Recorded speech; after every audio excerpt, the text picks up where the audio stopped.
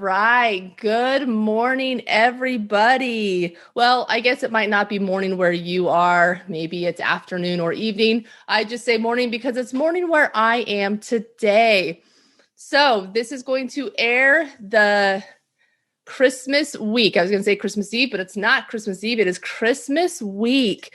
So I have this podcast and one more left of the year. I am so excited about bringing this podcast to fruition for 2020 and really digging in deep and uncovering a lot of stuff about myself and about what I'm doing and being able to talk with all of you about it. For a long time, I was very, very scared of vulnerability. Vulnerability to me did not feel good. It felt like weakness. And the interesting thing is I've heard Brene Brown talk about this is where, she'll ask a room of people, when you're vulnerable, who here, when you're vulnerable, does it feel like weakness? And like the whole crowd raises their hand. And then she goes, when you see somebody else being vulnerable, what does it look like? Does it look like strength to you when they're being vulnerable? And everybody raised their hand. So it's just very interesting how all of us can perceive vulnerability in ourselves as weakness, but we perceive vulnerability in other people as strength. So I've had to learn to really connect with myself, to really be able to dig deep and get vulnerable, because really being vulnerable is the only thing that is going to portray what I have to say to everybody. This is our cat, Mocha, if you're watching this video. Here's Mocha. He is a lover and a killer. He's one of the best mousers around, and he is a super lovey cat. So he just jumped up with me. Anyways, vulnerability. So I have had to really work on it. It was a struggle to me. I couldn't be vulnerable with myself. I couldn't be vulnerable with other people. Being vulnerable with a partner was really hard because when you love somebody and you feel like it's something you can lose, then you don't want to show them the ick. You don't want to show them like what's inside of you that's not pretty, that's hard, that hurts. But really getting comfortable with myself and finding the vulnerability inside of myself has helped me and my husband, Jeremy, grow closer and closer together. So this podcast has been a lot of fun to me to be able to be vulnerable and hope that I can share my story and what I'm going through and what I'm doing in life with everybody else to maybe inspire you and to push you and to connect with you and just to have an impact on your life in a positive way. Okay, so as we close 2020, raise your hand if you are excited to see 2020 go. I know most people are, and I get it. 2020 started off super exciting for everybody. I think it was a new decade. Everybody was so excited about this new decade we were getting into and what that meant for us. And while we didn't know what it meant, it really didn't mean anything different.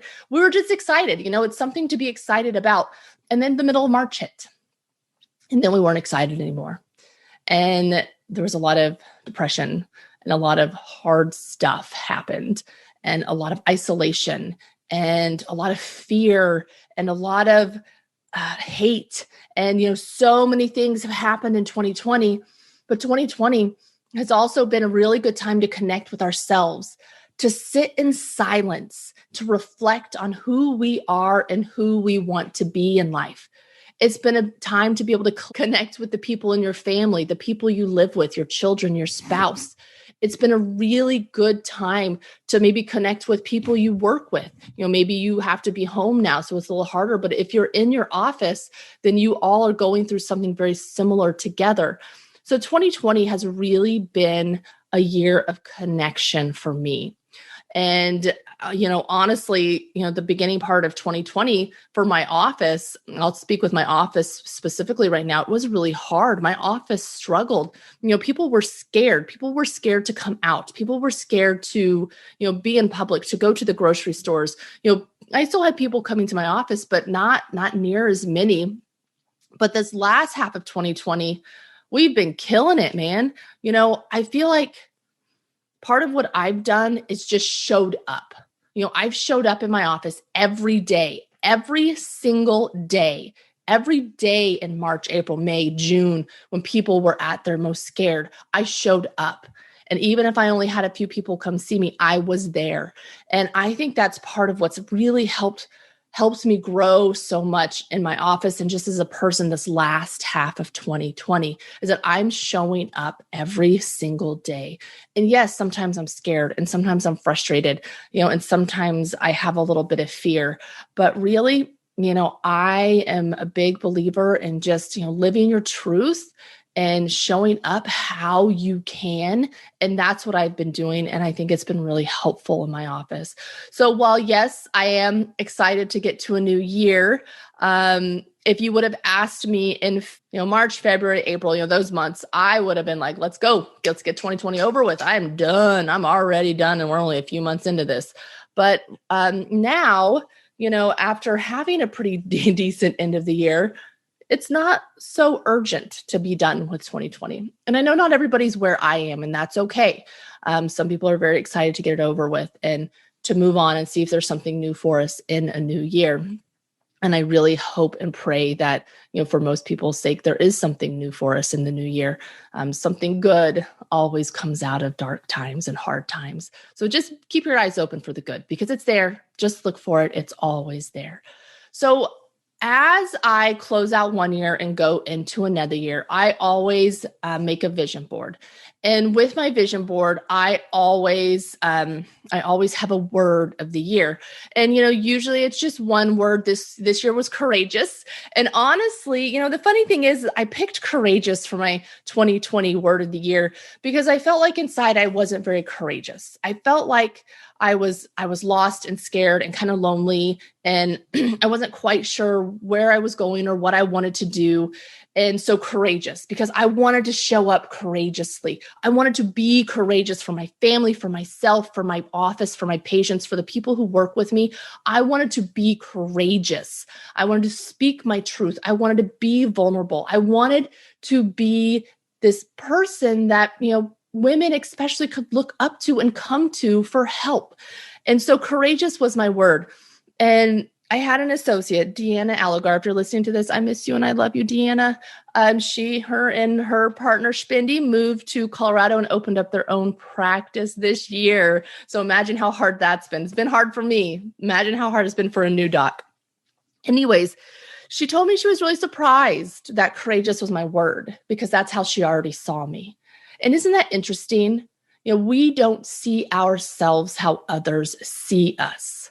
And it's interesting to find out that somebody already sees you as what you want to be. So I want to be more courageous. I wanted to be more courageous, but Deanna already saw me as that.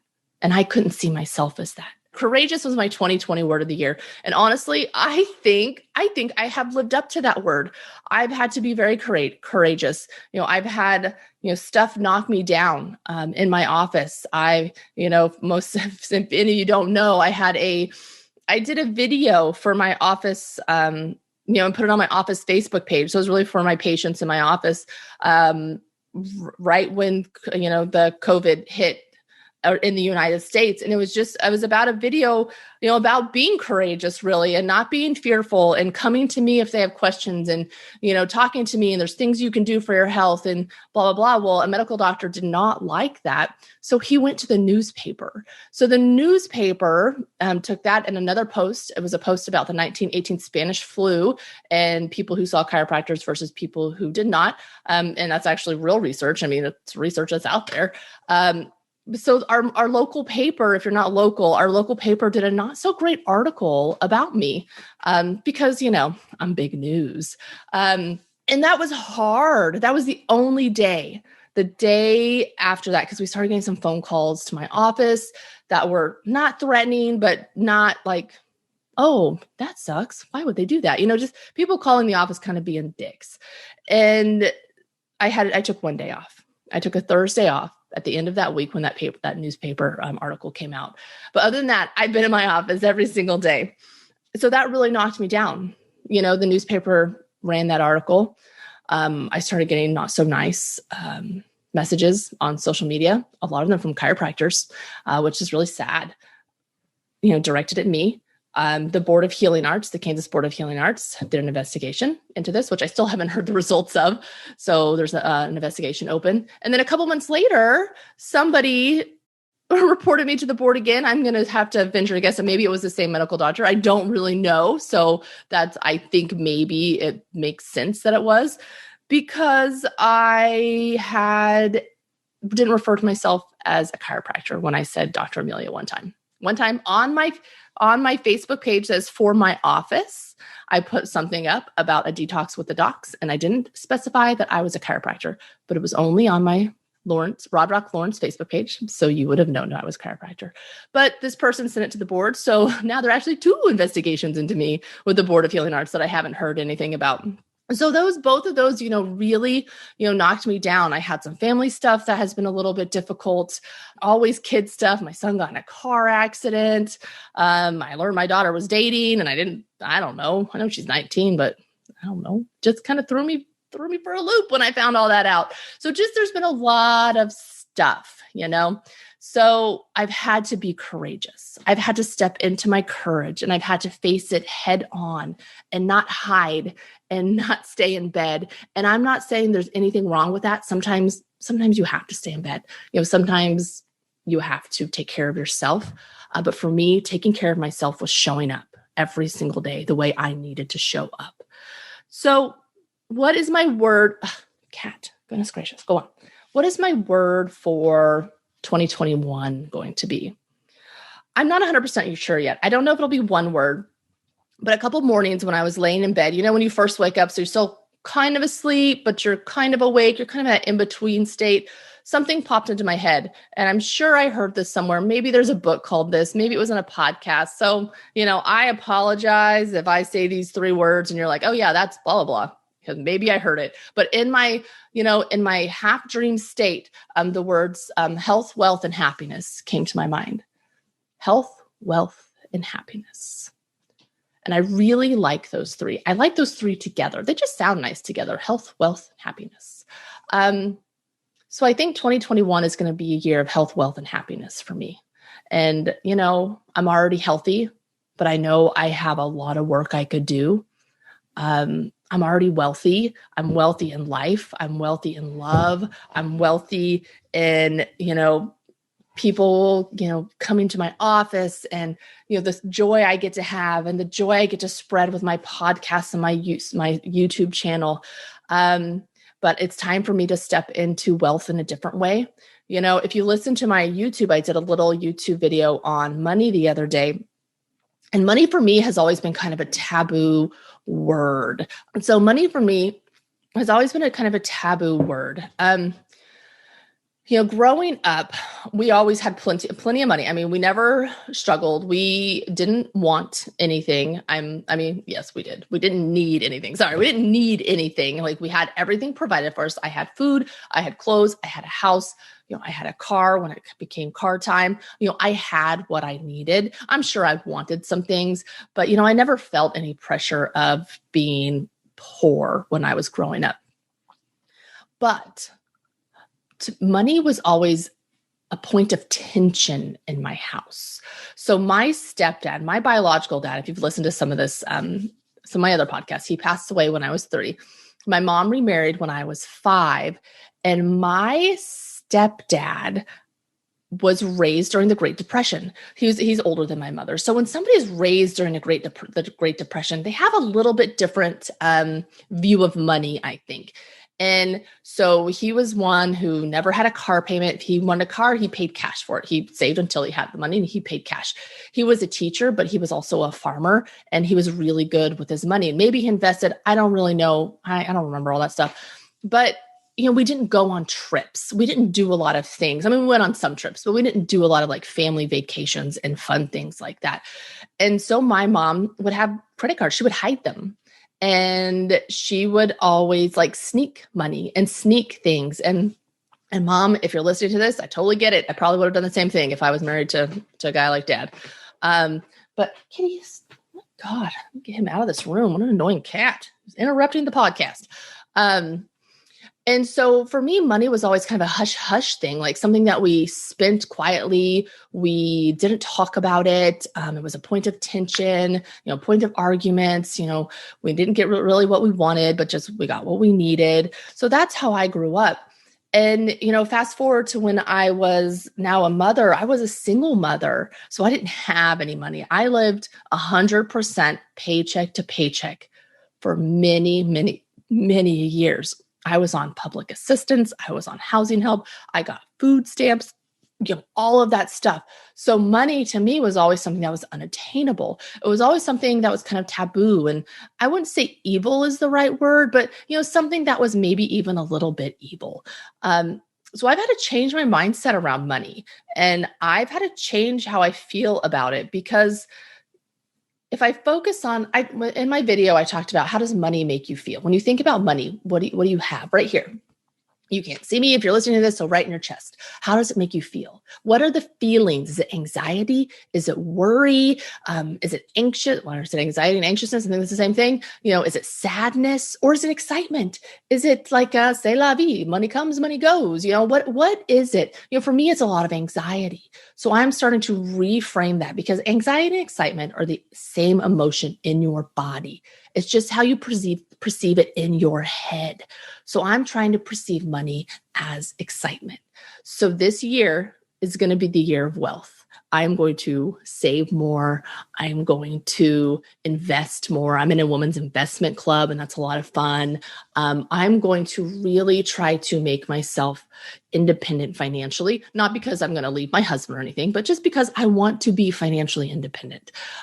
Because, let's say heaven forbid, something happens to him, I wouldn't know where to start right now, but I want that to change in the year of 2021. I maybe just said 2021. And happiness. Who doesn't want happiness? And happiness means so much to so many different people. But I just really want to feel true happiness and true joy, which I do. I'm a very happy person, but I want to help spread that to other people. I want to help other women find their happiness. I want to help other women have health, wealth, and happiness. That is my 2021 goal. My 2021 goal is to help women achieve health, wealth, and happiness. There, I said it. Now it's out in the universe. I can't take it back. So how am I going to do that? Well, thank you for asking. So I'm starting a coaching program, and I'm really excited about this. So if you're listening to this now, my first one starts the beginning of January. That might be a little soon for you, but if you're interested in learning more about the coaching program, please reach out. My plan is to start, a new person or new group every single month. So it'll be small group coaching. It'll be women only. If you're a man and you want to learn about this, let me know, because my husband's doing the same thing. But, I really want to help women achieve, well, I already said it, health, wealth, and happiness. That's what I want to do. So it's accountability coaching. So it's a little bit of life coaching, a little bit of business coaching or career coaching, but a lot of accountability coaching. So you have to show up every day. We do work, we do daily check-ins, we do weekly calls, we do quarterly target setting. I've talked about targets a little bit. So we do a lot of work. It's intense. It's deep. It's hard. It sucks sometimes. But if you want to truly transform your life, this is exactly what you need. So if you're interested in some coaching or learning more about my coaching, please let me know. You know what? My phone number is 785-218-0010. That's my actual cell phone number. Text me. We'll talk. Email dr, like doctor. So dr, Amelia, Ameliac, as in cat, W as in water. It's actually as in Wilson, because that's my maiden name, at gmail.com. So Dr. Amelia CW at gmail.com. Find me on social media. There will be links in the show notes. We can post my email in the show notes. I'm not going to post my phone number in the show notes. You have to remember it from this. But yeah, just, find me, get a hold of me, reach out to me. Let's make 2021 an amazing year full of health, wealth, and happiness. All right, everybody. You can also join my Transforming Self page on Facebook. That's a good page too. So that's it for today. One more podcast until the end of the year. Who is excited? I am. All right. Well, until next time, be courageous. Thank you so much for listening. I hope you've enjoyed the show. There are many ways to connect with me, and I want to connect with each and every one of you. Facebook seems to be the easiest right now. I have a Facebook page for my podcast, the Transforming Self podcast page, or you can connect with me personally, Amelia Brodrock, on Facebook. I also have an Instagram and a YouTube page. So please reach out. I am here for each and every one of you. I want to help every one of you thrive to your full potential.